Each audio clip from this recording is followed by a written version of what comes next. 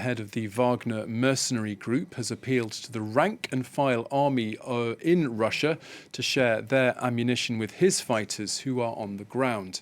He has also called on each and every Russian, be they a driver or a flight attendant, to help him in his mission. He has recruited from Russian prisons already to bolster his numbers and has hit out at what he's called the monstrous bureaucracy at the Kremlin for slowing down military gains in Ukraine.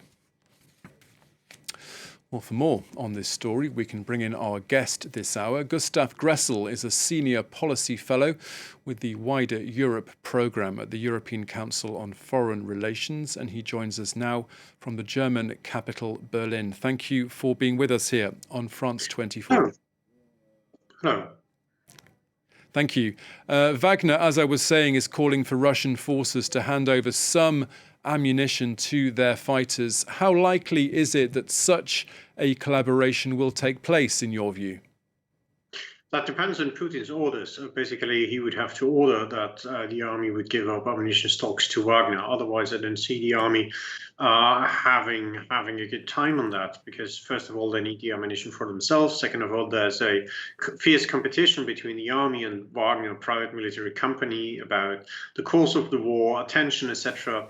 Wagner soldiers and Wagner-affiliated military bloggers have insulted the army, have criticized it very heavily over the course of the last month of being slow, sluggish, inefficient, corrupt, overly bureaucratic, etc. And that didn't really increase the mood in the army to give them more ammunition and stuff. Let's talk about the timing of this request. Why does Wagner need this extra ammunition right now?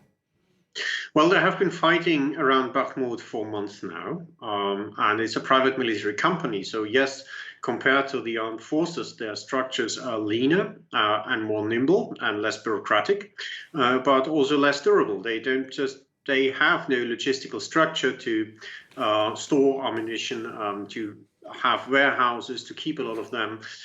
They always struggled to equip more complex weapon systems and pull fights in larger numbers in a combined weapons operation. That's not what private military companies usually are about, and that the same accounts for Wagner. So after months of fighting around Bakhmut, they are short of certain ammunitions and equipment. And of course now they would have wished to get that from the army and from the armed forces. But the winds of favor in the Kremlin have a bit turned by appointing Gerasimov as the chief commander of the troops fighting in Ukraine. Basically, Putin decided that the armed forces should have more glory and say in the conduct of the warfare, and that of course deprived Wagner of some governmental support and lines of supply, which are now felt, of course.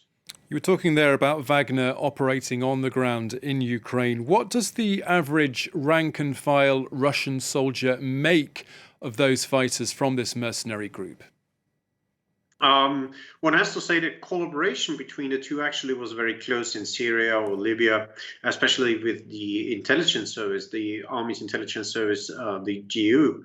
However, in Ukraine, they basically became competitors. And as the military situation turned sour for Russia and there was no glory to be shared as in Syria, the relationship became bitter. So the army folks are very distrustful of the Wagner soldiers, particularly because of their criminal background often.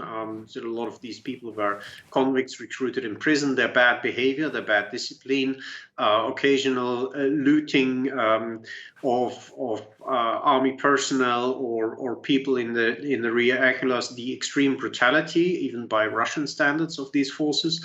So they're seen as a kind of if I can put it that way, scum, but scum that is at some point in time useful to threaten the enemy.